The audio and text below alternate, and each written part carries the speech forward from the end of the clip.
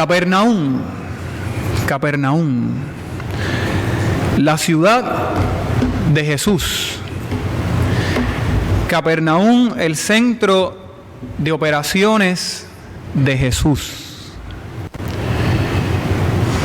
Y qué hermoso es cuando Jesús hace de un lugar, de un espacio, de una casa, de una vida, su centro de operaciones. Allí acontecen cosas hermosas y maravillosas. Allí en Capernaum Jesús enseñó muchas cosas. Hizo muchos milagros. El relato de Marcos dice que allí en Capernaum Jesús enseñaba con autoridad. Allí también Jesús atendió a aquel hombre con un espíritu inmundo. Allí en Capernaum Jesús atendió al centurión, la intervención que hizo con el siervo del centurión. Y cada vez que Jesús llegaba a Capernaum, algo sucedía. Jesús llega a este poblado de Galilea, el cual se llegaba al mismo a través de muchos caminos, para encontrarse con la gente. Uno viene al culto porque venimos aquí al encuentro con Jesús, a ese Jesús que también quiere encontrarse contigo y conmigo. Y cada vez que Jesús llega a la vida, cada vez que Jesús llega a un lugar, algo sucede. Algo acontece. Algo pasa. Es por eso que un domingo en la mañana uno no puede venir en automático a la iglesia. Uno tiene que venir con una expectativa de que algo va a pasar. Algo acontecerá en el culto. Alguien será transformado. Con alguien Jesús estará trabajando en este momento. Y en cuanto se supo la noticia, la reacción de la gente fue inmediata. La gente llegó al lugar. Fueron al encuentro con Jesús. Y en Palestina, las puertas de las casas eran abiertas temprano en la mañana. Si la puerta estaba cerrada, esto significaba que no se aceptaban las visitas. Yo recuerdo la casa de abuela Colita, que hace un tiempo, hace semanas o meses recientes falleció. Las puertas de la casa de abuela siempre estaban abiertas. Y todo el que llegaba a casa de abuela recibía una palabra de aliento, porque abuela se encargaba de presentarle al Señor. Si las puertas estaban abiertas, significaba que la visita que llegara por allí iba a ser atendida. Y vino a mi mente ese texto de Apocalipsis 3, el verso 20, cuando el relato dice: he aquí yo estoy a la puerta y llamo. Si alguno oye mi voz y abre la puerta, yo entraré en él y cenaré con él y él conmigo. Fíjese lo importante de tener la puerta abierta para Jesús. Y es que Jesús disfrutaba entrar en las casas. Cuando usted mira los evangelios, las historias, los eventos de Jesús, Jesús disfrutaba entrar a las casas. Le encantaba entrar a las casas. No para el chisme, entraba a las casas para hacer lo que tenía que hacer. ¿Y qué era lo que Jesús tenía que hacer? Atender a la gente, atender sus necesidades. Y allí estaban los vecinos, los curiosos, los que iban a ver cómo se comportaba Jesús para cuestionar lo que enseñaba y hacía.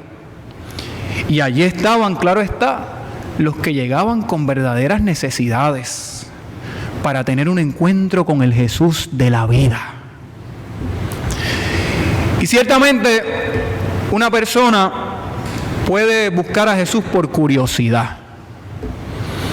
Hoy muchos templos en nuestro país están llenos de gente que llegó para curiosear, para ver, para echar un ojo y ver qué es lo que pasa dentro de ese templo, dentro de esa iglesia. Lo cierto es que aunque una persona llegue a un templo o se acerque a Jesús para curiosear y para ver qué es lo que pasa, Jesús hará lo necesario para encontrarse con él o con ella. Así que allí habían diferentes razones para estar en ese lugar, en esa casa. Hace un tiempo, uno de los periódicos del país presentaba una noticia y la misma señalaba que en Puerto Rico el 97% de la gente es cristiana. Eso decía. Eso significa 3.360.000 personas cristianas. Pero a mí me parece que en esa investigación incluyeron a los curiosos y a las curiosas. Los que han escuchado, los que se han asomado, los que han visto así por encimita. Y lo que estoy diciendo es que buscar a Jesús y encontrarse con Él tiene como resultado una transformación profunda al interior de la vida.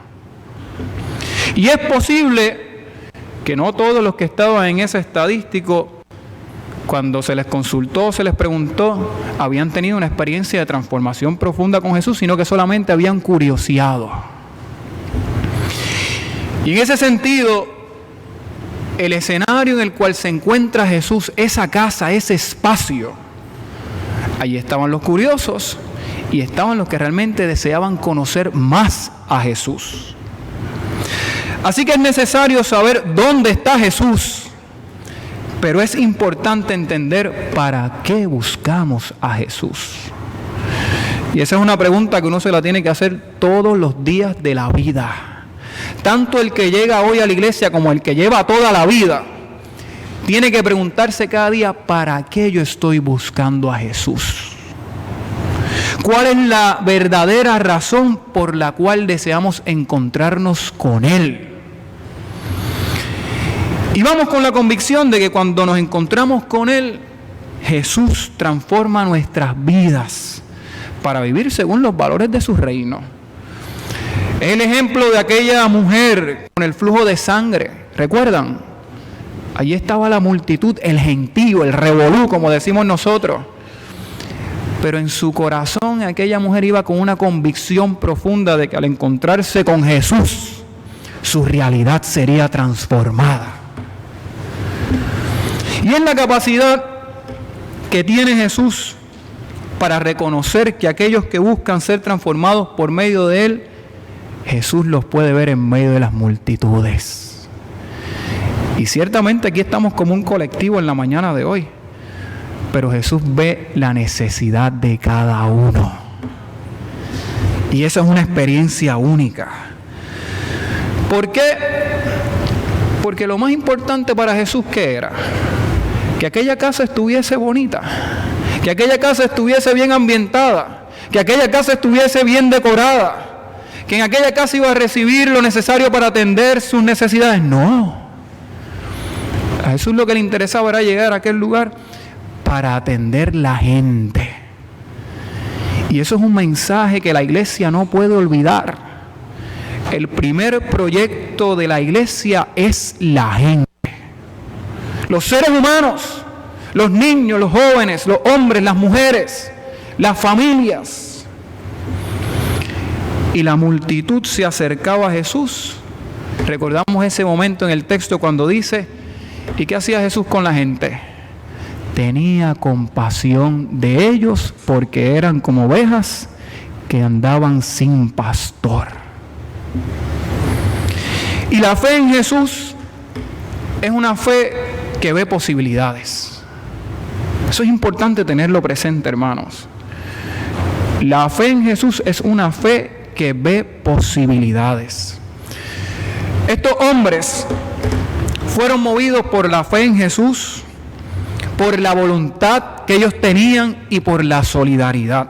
Y esa es una combinación que nosotros como iglesia tenemos que tener siempre. Fe, voluntad y solidaridad. Entendieron a aquel hombre, se pusieron en su lugar, se pusieron en su espacio. Pero lo más importante es que aquellos hombres, aquellos seres humanos, al ver a aquel paralítico, entendieron que el lugar adecuado para que sus necesidades fueran atendidas era la misma presencia de Jesús. Y en medio de todos los recursos en el siglo XXI que tú y yo tenemos hoy, no podemos olvidar que cuando estamos en necesidad o conocemos a alguien que está en necesidad, el primer lugar al que lo llevamos es a la presencia de Jesús. Bendito el nombre del Señor. Cerca de Jesús siempre nos sentimos bien atendidos. Esa ha sido mi experiencia, que cada vez que voy a Jesús me siento bien atendido. Que en Jesús siempre hay nuevas posibilidades. Que en Jesús siempre hay nuevas esperanzas, nuevas oportunidades. Pero tiene que haber una fe que busque posibilidades. Es fe que vence obstáculos. Es fe que nos ayuda a vivir nuestra realidad como hijos de Dios, como padres, como hijos, como abuelos, como familia. Y allí está el escenario. Una casa de Palestina. Y esas casas tenían techos planos que servían como terrazas. Es importante entender eso, hermano. No podemos ubicarnos, ¿verdad?, en una casa como la que construimos hoy. Aquellas casas tenían techos planos que eran como terrazas y se llegaba al mismo a través de una escalera. El techo tenía unas vigas, los espacios entre esas vigas eran cubiertos con cañizo y tierra. Allí crecía algo de hierba. Así que no era tan difícil hacer un hueco, pero sí era algo arriesgado. Y la fe que ve posibilidades es fe que toma riesgos. Toma riesgos. Y en una ocasión yo tuve la oportunidad en el seminario de hacer un sermón narrativo sobre este relato. Y yo me imaginé ese momento en el cual este hombre paralítico le está diciendo a estos hombres, en mi imaginación: miren, ustedes están haciendo todo esto y si esto no sale bien, quien va a pagar los platos rotos soy yo. ¿Ah? Y en muchas ocasiones uno entra en estas dinámicas entre la gente de querer ayudar a otros. Y me parece que aquí aplica lo que nosotros decimos por ahí: mire, déjese ayudar. Uno tiene que dejarse ayudar. Y más cuando la gente que está a nuestro alrededor es gente con fe que ve posibilidades. Pero uno tiene que dejarse ayudar. Así que en ese sentido, usted debe imaginarse los diálogos entre este paralítico y estos hombres. Y allá los hombres dicen: mira, no, tranquilo, quédate quieto, nosotros bregamos con esto. Y esas son las dinámicas que también se dan en la vida de la iglesia y de la familia. Así que cuando llevamos a alguien ante la presencia del Señor, también tiene que haber en nosotros la convicción de que ese Jesús que ha hecho algo por nosotros, también hará algo por ese o por esa. No importando la condición que esté, no importando cómo se encuentre, no importando cuán compleja pueda ser su realidad. Si Jesús ha hecho tanto por nosotros, hará lo mismo por otros y por otras. Ese es el esfuerzo que hacemos los seres humanos, que amamos a Dios y que amamos a otros. Si nuestra fe en Jesús nos ha permitido ver posibilidades en nosotros, es importante que también nosotros veamos que Jesús tiene posibilidades para otros y para otras. En Jesús hay muchas y buenas posibilidades para ti, para tu familia, para nuestra comunidad, para nuestro país. Pero todo eso en Jesús. Y Jesús ve la fe de ellos en acción. Eso es lo que la gente necesita ver. Los que están afuera, los que no están aquí.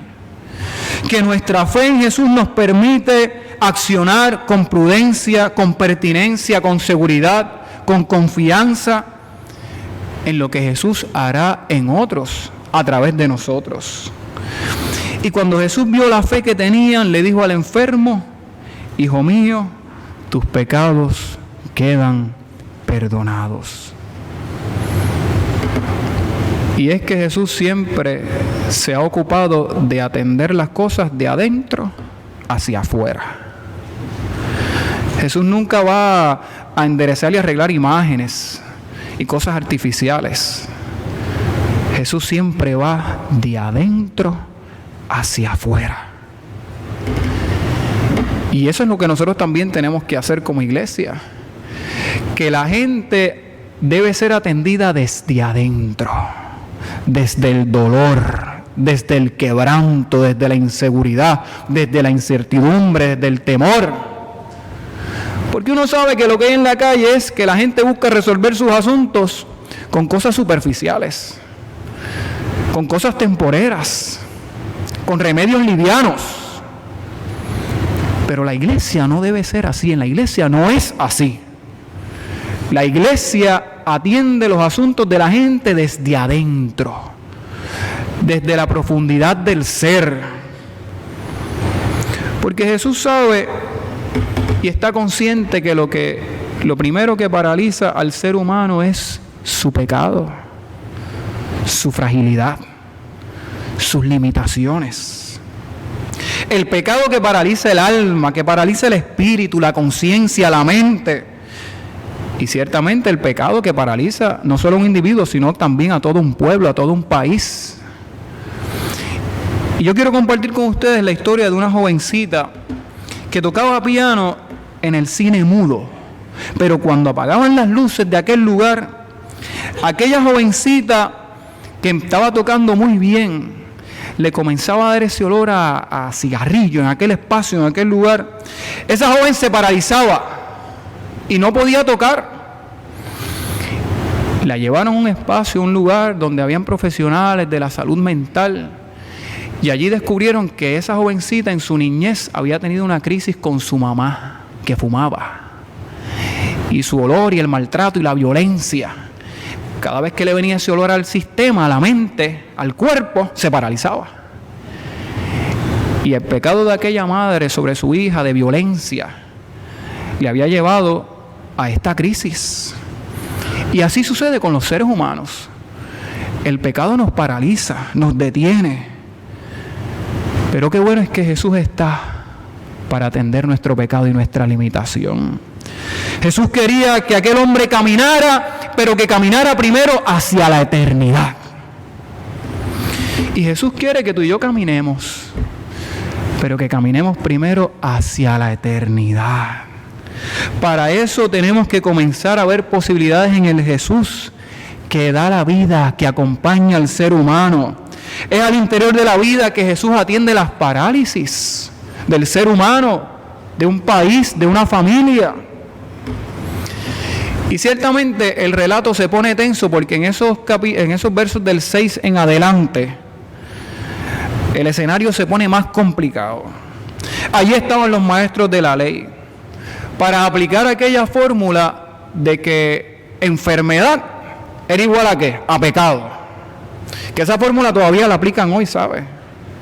No vivamos de espaldas a eso, porque todavía hoy yo las escucho. Y para cuestionar la autoridad de Jesús, esa gente estaba allí. Estos eran los que no veían posibilidades y esperanza en Jesús. Los que hacían más difícil la tarea de sentirse perdonado y sanado. Qué triste cuando una iglesia hace más difícil la tarea para que un ser humano se sienta perdonado y sanado. Qué triste. Es lamentable cuando un cristiano o una cristiana hace que otro o otra se le haga más difícil sentirse perdonado, sanado y sanada. Allí estaban los que veían en Jesús una amenaza a su sistema religioso. Y mire, ¿y a usted no le molesta cada vez que en la radio, con la frase esa, no, porque es que los religiosos, y usted sabe que en este país, tal vez uno que otro analista está haciendo las diferencias, pero en ese bolso de los religiosos nos incluyen a todos, como si la fórmula que usáramos fuera la misma. Y esa no es la realidad. Esa no es la realidad de nuestra iglesia. Pero qué bueno es que Jesús conoce los pensamientos y les dice, aquí está el Hijo del Hombre, Dios mismo. Y su obra redentora atiende la profundidad del ser, del alma, del corazón humano. Y allí Jesús les afirma que hay una enfermedad que es peor que la limitación física, es la enfermedad del corazón, del alma y de la mente, que es la enfermedad que viven muchos en nuestro país hoy. Y allí Jesús, con toda la autoridad que Dios le había dado, hace una demostración. Y esa demostración que Jesús hace, ese acto, ese momento, no lo hace para darse a conocer como un milagrero. Y es triste porque en muchas ocasiones cuando uno anda por ahí por canales cristianos, de los milagros se hace como un espectáculo. Y eso es desagradable. Si el primero que se encargó de hacer milagros y decirle a la gente, mira, quédate calladito, ya lo que se tenía que hacer se hizo, usted mire, camine por ahí y ya está. Pero es triste cuando hoy en muchas ocasiones uno ve que de los milagros y de los eventos que Jesús quiere hacer en la vida del ser humano se hace como una cosa casi negocio. Y eso es triste, hermanos y hermanas, para la vida de una iglesia, de un país, de un pueblo. Jesús hace el milagro para que allí quedara evidenciado que allí estaba Dios mismo. Eso era todo.